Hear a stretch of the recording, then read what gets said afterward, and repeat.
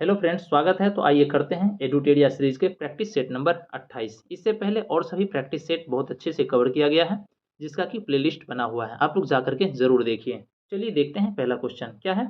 कर्क रेखा भारत के मध्य भाग से होकर गुजरती है, जिसके फलस्वरूप उसके फलस्वरूप क्या होता है। देश के दक्षिणी आधि भाग में उष्णकटिबंधीय जलवायु पाई जाती है। ये 20 का उत्तर हो जाएगा। कर्क रेखा भारत के मध्य भाग से होकर के गुजरती है। तो क्वेश्चन बार बार पूछा जाता है, जो कर्क रेखा भारत के कौन कौन से राज्य से होकर के गुजरती है और कितने राज्य से होकर के गुजरती है। कर्क रेखा भारत के 8 राज्य से होकर के गुजरती है। कौन कौन से राज्य है वो सभी है। गुजरात, राजस्थान, मध्य प्रदेश, छत्तीसगढ़, झारखंड, पश्चिम बंगाल, त्रिपुरा और मिजोरम। चलिए देखते हैं अगला क्वेश्चन क्या है। शिवालिक का विस्तार है, तो शिवालिक का विस्तार है पोतवार बेसिन से तीस्ता के मध्य में। ये डी हमारा उत्तर हो जाएगा। ठीक है। चलिए देख लेते हैं हिमालय का विस्तार कैसे कैसे है। ठीक है, मान लेते हैं ये हिमालय पहाड़ है। ठीक है, और इसके बाद देखते हैं इधर से ये नदी के बीच में नाम दिया हुआ है। जो जो नदी हिमालय से निकलती है उसके बीच में हिमालय का क्या नाम है, इसके अकॉर्डिंग नामकरण किया हुआ है। चलिए देखते हैं। तो ये इसको मान लेते हैं, ये क्या है, सिंधु नदी है। ठीक, उसके बाद सिंधु के बाद सतलज नदी निकलती है। फिर सतलज के बाद तीस्ता नदी निकलती है, काली नदी निकलती है, सॉरी। उसके बाद फिर तीस्ता नदी निकलती है। फिर दिहांग निकलती है, जिसको आगे जा करके हम लोग क्या कहते हैं, ब्रह्मपुत्र कहते हैं।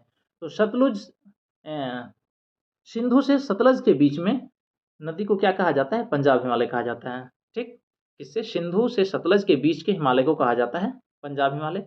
सतलज से काली के बीच को क्या कहा जाता है, कुमाऊं हिमालय कहा जाता है। सतलज से काली के बीच को क्या कहा जाता है, कुमाऊं हिमालय।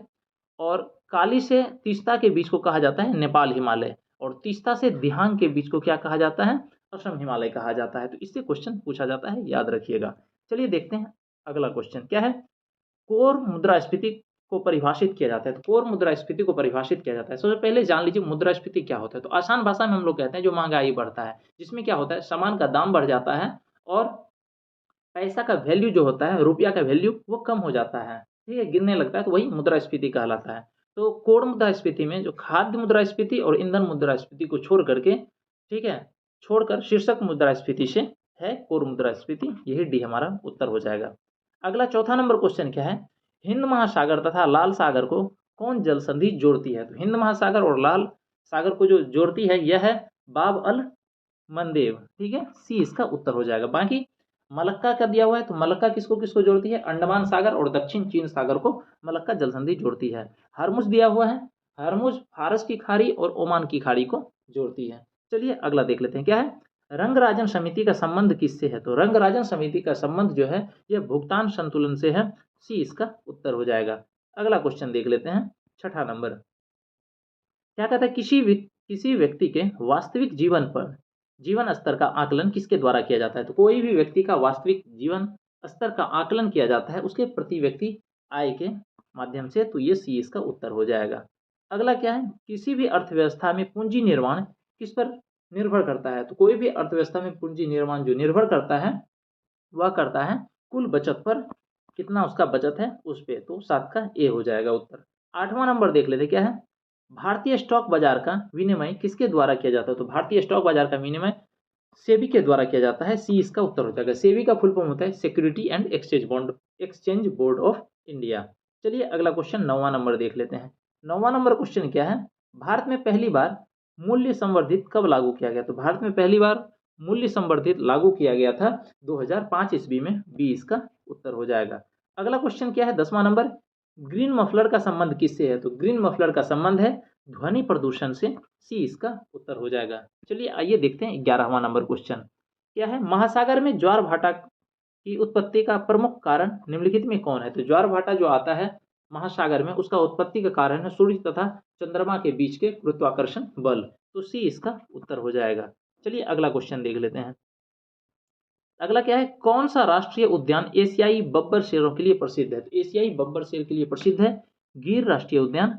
ये 20 का उत्तर हो जाएगा। गिर राष्ट्रीय उद्यान कहाँ पर है, गुजरात में है, याद रखिएगा। उसके बाद राजाजी उद्यान दिया हुआ है, यह उत्तराखंड में है। पेंच दिया हुआ है, पेंच महाराष्ट्र और मध्य प्रदेश दोनों में पड़ता है। ठीक है, पेंच अगर पूछा जाएगा तो महाराष्ट्र और मध्य प्रदेश दोनों में पाया जाता है। ठीक है, चलिए अगला देख लेते हैं क्या है। भारत में नई वन नीति कब लागू की गई थी? तो भारत में नई वन नीति लागू की गई थी सन 1988 ईस्वी में। सी इसका उत्तर हो जाएगा। अगला क्वेश्चन देख लेते हैं क्या है। निम्नलिखित में से ग्रेट लेक्स के अंतर्गत कौन सी झीलें सम्मिलित नहीं है? तो जो ग्रेट लेक्स के अंतर्गत झीलें सम्मिलित नहीं है तो वह ग्रेट बैरियर है। यही होगा डी हमारा उत्तर। तो ग्रेट बैरियर झील जो है ये कहाँ पर पाया जाता है? यह है ऑस्ट्रेलिया में। बाकी सुपीरियर जो है यह अमेरिका और कनाडा के बॉर्डर पे पाया जाता है। तो दोनों में मानिए अमेरिका में भी है और कनाडा में भी है। ईरी जो है यह अमेरिका में है। मिशिगन है ये भी अमेरिका में है। चलिए अगला देख लेते हैं क्वेश्चन 15वां नंबर क्या है। किसी राज्य में राष्ट्रपति शासन की घोषणा की मंजूरी देने वाला प्रस्ताव संसद के दोनों सदनों द्वारा निम्न में से किस बहुमत द्वारा पारित किया जाता है? ठीक है, तो यह साधारण बहुमत से पारित किया जाता है। क्वेश्चन फिर से एक बार सुनिएगा। क्वेश्चन क्या है, किसी राज्य में राष्ट्रपति शासन की घोषणा को मंजूरी देने वाला प्रस्ताव संसद के दोनों सदनों द्वारा निम्न में से किस बहुमत द्वारा पारित किया जाता है? तो यह साधारण बहुमत के द्वारा पारित किया जाता है। अगला क्वेश्चन देख लेते हैं 16वां नंबर क्या है। सर्वोच्च न्यायालय की स्थापना के संबंध में निम्नलिखित में से कौन सा कथन सही है? तो सर्वोच्च न्यायालय की स्थापना के संबंध में देखते हैं क्या कहता है। कलकत्ता में सर्वोच्च न्यायालय की स्थापना 1773 के रेगुलेटिंग एक्ट के द्वारा की गई थी। बिल्कुल सही है, 1773 के रेगुलेटिंग एक्ट के द्वारा की गई थी। 1774 में लेकिन इसकी स्थापना हुई थी। दूसरा क्या है, लेमेस्टर इस न्यायालय के प्रथम मुख्य न्यायाधीश थे। तो ये गलत है, लेमेस्टर प्रथम मुख्य न्यायाधीश नहीं थे। प्रथम मुख्य न्यायाधीश थे एलिजा एम्पे। कौन थे? एलिजा एम्पे थे प्रथम मुख्य न्यायाधीश। इसमें क्या कहता है, दिए गए कूट में सही बताना है। तो सही एक ही है, ए नंबर ऑप्शन। चलिए अगला देख लेते हैं 17वां नंबर क्वेश्चन क्या कहता है। किस संविधान संशोधन द्वारा राज्य के लोक सेवा आयोग की सदस्यों की आयु सीमा 60 से बढ़ाकर 62 कर दिया गया? तो 60 से बढ़ा करके 62 कर दिया गया 41वां संविधान संशोधन के तहत। ये हो जाएगा उत्तर, ए नंबर। ठीक है, बाकी देख लेते हैं 42वां संविधान संशोधन से रिलेटेड। 42वां संविधान संशोधन 1976 में आया। इसमें समाजवादी, धर्मनिरपेक्ष, एकता, अखंडता को प्रस्तावना में जोड़ा गया। ठीक, और क्या कहता है, मौलिक कर्तव्यों को अनुच्छेद 51 क और भाग 4 क में जोड़ा किया। ये 42वां संविधान संशोधन के तहत ये सब किया गया। कहते हैं इसके द्वारा 42वां संविधान संशोधन के द्वारा वन संपदा, शिक्षा, जनसंख्या नियंत्रण आदि विषयों को राज्य सूची से हटा करके समवर्ती सूची के अंतर्गत कर दिया गया। ठीक है, इसके बाद और देख लेते हैं 42वां संविधान संशोधन के अंतर्गत क्या किया गया। इसके अंतर्गत निर्धारित किया गया कि राष्ट्रपति मंत्रिपरिषद एवं उसके प्रमुख प्रधानमंत्री के सलाह के अनुसार ही कार्य करेंगे। ये 42वां संविधान संशोधन के तहत बताया गया। 44वां संविधान संशोधन से रिलेटेड कुछ जान लेते हैं, जिससे क्वेश्चन बार बार पूछा जाता है। तो इसके अंतर्गत संपत्ति के अधिकार को मौलिक अधिकार के भाग से हटा करके कानूनी अधिकार की श्रेणी में रख दिया गया। इसमें लोकसभा तथा विधानसभा की अवधि को 6 वर्ष से घटा करके पुनः 5 वर्ष कर दी गई। ठीक है, उसके बाद देख लेते हैं 51वां संविधान संशोधन। 51वां संविधान संशोधन में जो नॉर्थ ईस्ट के कुछ राज्य हैं जैसे नागालैंड, मेघालय, मिजोरम, अरुणाचल प्रदेश, इसके लिए लोकसभा में अनुसूचित जातियों की प्रतिनिधि सुनिश्चित किया गया और इसको आरक्षण प्रदान किया गया। यह 51वां संविधान संशोधन था। बाकी हमारा उत्तर जो है 41वां संविधान संशोधन हो जाएगा, जिसमें राज्य लोक सेवा आयोग के सदस्यों की आयु सीमा 60 से बढ़ा करके 62 कर दिया गया। चलिए अगला क्वेश्चन देखते हैं 18वां नंबर क्वेश्चन क्या है। संसदीय प्रक्रिया में शून्यकाल के संदर्भ में निम्न में कौन सा कथन सत्य है? तो देख लेते हैं शून्यकाल के संदर्भ में कौन सा कथन सत्य है। क्या कहता है, यह भारत की देन है। बिल्कुल सही है। यह 1962 ईस्वी से जारी किया गया। यह भी बिल्कुल सही है। क्या कहता है, यह एक अनौपचारिक साधन है जिसमें संसद सदस्य बिना पूर्व सूचना के मामले उठा सकते हैं। ये भी बिल्कुल सही है। तो इनमें सभी कथन सत्य है, डी इसका उत्तर हो जाएगा। चलिए देखते हैं 19वां नंबर क्वेश्चन। 19वां नंबर क्वेश्चन क्या है, प्रोटेम स्पीकर को कौन नियुक्त करता है? तो प्रोटेम स्पीकर को नियुक्त करता है कौन? ये भारत के राष्ट्रपति इसको नियुक्त करते हैं। जब लोकसभा का चुनाव होता है और उस समय अध्यक्ष को नहीं चुना, उस समय अध्यक्ष नहीं चुना गया होता है, उस समय जो सीनियर होते हैं वहाँ के उसको प्रोटेम स्पीकर के तौर पे राष्ट्रपति उसको नियुक्त करते हैं। ठीक है, अगला है प्रधानमंत्री। प्रधानमंत्री चुन करके आते हैं चुनाव से, लेकिन इसको शपथ दिलवाते हैं राष्ट्रपति। उपराष्ट्रपति का भी चुनाव होता है जिसमें राज्यसभा और लोकसभा के सभी सदस्य वोट करते हैं। ठीक है, और लोकसभा सदस्य के उसके संसद के अंदर ही चुनाव होती है। चलिए देख लेते हैं अगला क्वेश्चन 20वां नंबर क्या है। निम्नलिखित में से कौन सा कथन सत्य नहीं है? हमको देखना है कौन सा कथन सत्य नहीं है। सबसे पहले दिया हुआ है राष्ट्रपति का मासिक वेतन 5 लाख है, बिल्कुल सही है। राष्ट्रपति जी का कितना है मासिक वेतन? 5 लाख रुपया महीना। राष्ट्रपति का वेतन आयकर से मुक्त होता है, बिल्कुल मुक्त होता है। क्या कहते हैं, राष्ट्रपति देश के संवैधानिक प्रधान होता है, यस, वे देश के संवैधानिक प्रधान होते हैं। उसके बाद राष्ट्रपति अनुच्छेद 76 के अंतर्गत दोषी ठहराए गए व्यक्ति के दंड को क्षमा कर सकता है, बिल्कुल नहीं। ये 76 में नहीं, 72 में ऐसा बताया गया है, जो राष्ट्रपति अनुच्छेद 72 के अंतर्गत दोषी ठहराए गए किसी भी व्यक्ति को दंड से क्षमा कर सकता है, मतलब जिसको दंड मिला हुआ है उसको क्षमा कर सकते हैं राष्ट्रपति, अनुच्छेद 72 के तहत। ठीक है, अनुच्छेद 76 में बताया गया है भारत के एक महान न्यायवादी होगा, ये अनुच्छेद 76 में बताया गया। तो इसमें जो सत्य नहीं है वो डी नंबर है, यही हमारा उत्तर हो जाएगा। चलिए अगला क्वेश्चन देख लेते हैं, 21वां नंबर। 21वां नंबर क्वेश्चन में क्या है, भारत के संविधान में केंद्र तथा राज्यों के बीच शक्तियों का विभाजन उल्लेखित है। क्या है, भारत के संविधान में केंद्र तथा राज्यों के बीच शक्तियों के विभाजन उल्लेखित है। यह भारत शासन अधिनियम 1935 में यह उल्लेखित है, जो केंद्र तथा राज्यों के बीच में क्या होगा, शक्तियों का विभाजन होगा। ये इसका उत्तर हो जाएगा। अगला देख लेते हैं, क्या है, जूनागढ़ रियासत को किस माध्यम से भारत में मिलाया गया? तो जूनागढ़ रियासत को जो भारत में मिलाया गया था, यह मिलाया गया था जनमत संग्रह से, ये इसका उत्तर हो जाएगा। अगला देख लेते हैं, क्या है, 23वां नंबर। भारत की 23वां नंबर क्वेश्चन सुनिए, क्या है, भारत की 22 भाषाओं का उल्लेख किस अनुसूची में किया गया? तो भारत की 22 भाषा का उल्लेख किया गया है 8वीं अनुसूची में, और कुछ कुछ अनुसूची दिया हुआ है। ठीक है, चलिए उसको देखते हैं। तो 22 भाषा से रिलेटेड कौन है? 8वीं अनुसूची है। टोटल 12 अनुसूची है, हम लोग एक एक करके देख लेते हैं क्या है।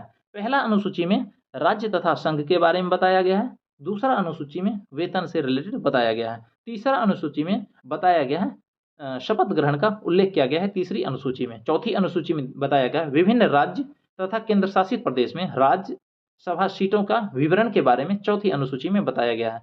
पांचवी अनुसूची में बताया गया है अनुसूचित क्षेत्र तथा अनुसूचित जनजाति के प्रशासन और नियंत्रण के बारे में उल्लेख किया गया है पांचवी अनुसूची में। छठी अनुसूची में असम, त्रिपुरा, मिजोरम, मेघालय राज्यों के जनजाति क्षेत्र के प्रशासन के बारे में प्रावधान किया गया है। सातवीं में क्या बताया गया है, केंद्र और राज्य के बीच शक्तियों का बंटवारा का उल्लेख किया गया है सातवीं अनुसूची में, जिसके अंतर्गत 3 सूचियां हैं, संघ सूची, राज्य सूची, संवर्ती सूची। संघ सूची में टोटल 100 विषय है, राज्य सूची में टोटल 61 विषय है, और संवर्ती सूची में टोटल 52 विषय है। उसके बाद फिर आ जाता है 8वीं अनुसूची। 7वीं हम लोग देख लिए, इसमें केंद्र और राज्य के बीच का शक्ति दिया हुआ है। 8वीं अनुसूची में जो 22 भाषा है उसका उल्लेख किया गया है। फिर आता है 9वीं सूची। 9वीं अनुसूची में बताया गया है भूमि सुधार से रिलेटेड और राज्य द्वारा संपत्ति के अधिग्रहण की विधियों का उल्लेख किया गया है 9वीं अनुसूची में। उसके बाद फिर आते हैं 10वीं अनुसूची। 10वीं अनुसूची में दल बदल से संबंधित प्रावधान है। ठीक, उसके बाद आते हैं 11वीं अनुसूची। तो 11वीं अनुसूची में पंचायत से रिलेटेड बताया गया है, जिसमें टोटल 29 विषय पर पंचायत कार्य कर सकता है। फिर 11 के बाद 12वां भी याद रखिएगा, क्या है, 12वां में बताया गया है म्यूनिसिपैलिटीज के बारे में, नगर निगम के बारे में, जिसमें उसमें 11 विषय पर वे काम कर सकते हैं। चलिए देखते हैं 24वां नंबर क्वेश्चन। क्या वैदिक काल में अपराधियों को पकड़ने का कार्य करता था? तो वैदिक काल में अपराधियों को पकड़ने का कार्य कौन करता था? तो उग्र करते थे, ये इसका उत्तर हो जाएगा। अगला देख लेते हैं, क्या है, द्वितीय क्रम में प्रमुख जड़ तीर्थंकर कौन थे? तो द्वितीय क्रम में जो 2 नंबर में थे, यह थे अजित नाथ, ये हो जाएगा डी इसका उत्तर। ये 2 नंबर में थे। और सब देख लेते हैं, जैसे ऋषभ देव है, यह 1 नंबर में थे। ठीक, और अष्टनेमी है, ये 22वें तीर्थंकर थे। संभवनाथ, ये 30वें तीर्थंकर थे। और 24वें का भी नाम याद रखिएगा, महावीर स्वामी। टोटल 24 तीर्थंकर हुए, जिसमें ऑप्शन में दिया हुआ है पहला ऋषभ देव पहले थे, संभवनाथ तीसरे थे, अजितनाथ दूसरे थे, अष्टनेमी 22वें थे। ठीक, और महावीर का नाम याद रखिएगा, महावीर स्वामी 24वें तीर्थंकर थे जैन धर्म के। चलिए अगला देख लेते हैं, क्या है, वैष्णव धर्म के विषय में प्रारंभिक जानकारी मिलती है? तो वैष्णव धर्म के बारे में, मतलब वैष्णव धर्म के विषय में प्रारंभिक जानकारी कहाँ से मिलती है? तो उपनिषद से मिलती है, सी इसका उत्तर हो जाएगा। अगला क्वेश्चन देख लेते, क्या है, अशोक के किस शिलालेख में आत्मनियंत्रण की शिक्षा दी गई? तो अशोक के किस शिलालेख में आत्मनियंत्रण की शिक्षा दी गई है? तो यह दी गई है 6ठा शिलालेख में आत्मनियंत्रण की शिक्षा। यहाँ दिया हुआ 11वां में दिया हुआ है धम्म की व्याख्या बताया गया है 11वां में। 7वां में बताया गया है तीर्थ यात्रा के बारे में, 7वां में बताया गया है। चलिए अगला देख लेते हैं क्वेश्चन 28वां नंबर, क्या है, मानवीय जनसंख्या के श्रेष्ठतर जीवन यापन के लिए निम्न में से कौन सा कदम सर्वाधिक महत्वपूर्ण है? तो मानवीय जनसंख्या की श्रेष्ठतर जीवन यापन के लिए जो कदम सर्वाधिक महत्वपूर्ण है देख लेते हैं, वह क्या है, वनारोपण, ठीक है, ज़्यादा से ज़्यादा वन लगाइए, यही सबसे सर्वाधिक महत्वपूर्ण है। ये इसका उत्तर हो जाएगा। अगला देख लेते हैं क्या है। विजयनगर आने वाले प्रमुख विदेशी यात्री अब्दुल रज्जाक किस देश के निवासी थे? तो अब्दुल रज्जाक जो थे ये पेरिस के थे, मतलब कह सकते हैं फारस के थे। 20 का उत्तर हो जाएगा।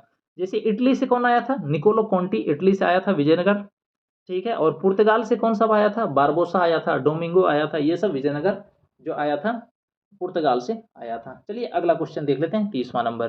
30वां नंबर क्वेश्चन क्या कहता है, अकबर ने हरम दल, क्या है, हरम दल से अपने को पूर्णतः मुक्त कब कर लिया था? तो हरम दल से अपने को मुक्त कर लिया था वह 1562 ईस्वी में। 20 का उत्तर हो जाएगा।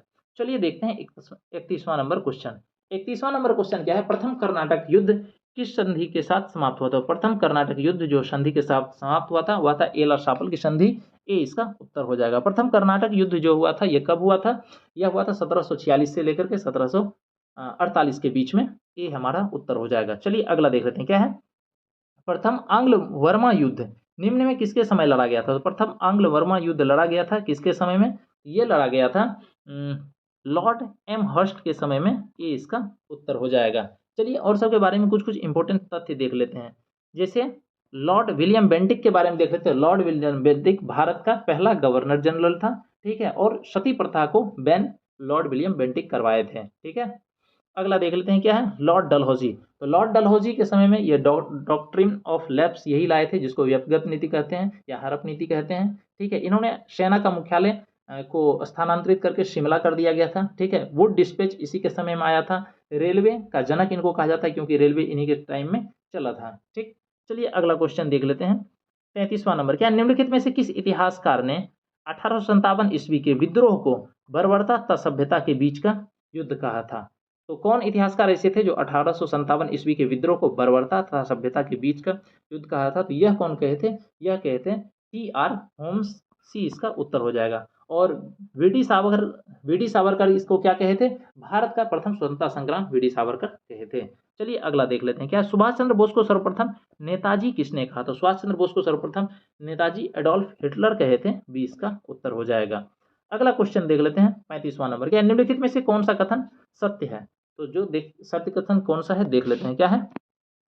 भारत के राजनीतिक गतिरोध दूर करने हेतु क्रिप्स आयोग की स्थापना की थी, बिल्कुल सही है। दूसरा क्या है, भारतीयों को सत्ता हस्तांतरित करने पर विचार हेतु कैबिनेट आयोग का गठन किया गया था, ये भी सही है। क्या है, शिक्षा के विकास हेतु सार्जेंट आयोग लाया गया था, ये भी सही है। तो इनमें से सभी कथन सत्य है। डी इसका उत्तर हो जाएगा, ठीक है। एक बार से फिर से देख लेते हैं क्या है, भारत के राजनीतिक गतिरोध को दूर करने हेतु क्रिप्स आयोग लाया गया था, सही है, ठीक है। उसके बाद भारतीयों को सत्ता हस्तांतरित करने पर विचार हेतु कैबिनेट आयोग लाया गया था, बिल्कुल सही है। और शिक्षा के विकास हेतु सार्जेंट आयोग लाया गया था, ये सब सत्य है। तो डी इसका उत्तर हो जाएगा। अगला फिर देख लेते हैं, इसमें क्या कहता है, सूची 1 सूची 2 को सुमेलित करना है, ठीक है। एक तरफ दिया हुआ है स्टडी और दूसरी तरफ दिया हुआ है उसको क्या कहा जाता है, सब्जेक्ट, ठीक है। सबसे पहले दिया हुआ है पुष्प की स्टडी, मतलब पुष्प का अध्ययन, ठीक है। तो पुष्प का अध्ययन एंथोलॉजी कहलाता है, एक का ए हो जाएगा, ठीक है, ए का एक। दूसरा क्या है, पराली पादपों का अध्ययन, तो यह कहलाता है एग्रोनॉमी, बी का 2 हो जाएगा, ठीक है। तीसरा है पादप जीवाश्मों का अध्ययन, इसको पोलियोबॉटनी कहा जाता है, सी का 3 हो जाएगा। उसके बाद कवकों का अध्ययन माइकोलॉजी कहलाता है, 4 हो जाएगा। 1 2 3 4 देख लेते किसमें है, बी नंबर ऑप्शन हमारा 1 2 3 4 किसमें, हाँ ए नंबर ऑप्शन हमारा सही हो जाएगा, ठीक है। चलिए अगला देख लेते हैं, 37वां नंबर क्वेश्चन क्या है, R.H. व्हिटकर द्वारा किस जीव को क्या, फिर से क्वेश्चन सुनिएगा क्या है, R.H. व्हिटकर द्वारा जीवों को कितने वर्गों में वर्गीकृत किया गया? तो R.H. व्हिटकर के द्वारा जीवों को 5 वर्गों में वर्गीकृत किया गया, तो सी हमारा उत्तर हो जाएगा। अगला क्वेश्चन देख लेते हैं क्या है, बर्फ पर उगने वाले शैवाल को क्या कहा जाता है? तो बर्फ पर उगने वाले शैवाल को कहा जाता है क्रिप्टोफाइट्स कहा जाता है, तो ए हमारा उत्तर हो जाएगा। अगला क्वेश्चन देख लेते क्या है, सरसों के बीज के अपमिश्रण के रूप में सामान्यतः निम्नलिखित में से किसे प्रयोग में लाया जाता है? क्या है, सरसों के बीज के अपमिश्रक के रूप में सामान्यतः निम्नलिखित में से किसे प्रयोग में लाया जाता है? तो यह लाया जाता है अर्जिमोन के बीच में, ए इसका उत्तर हो जाएगा।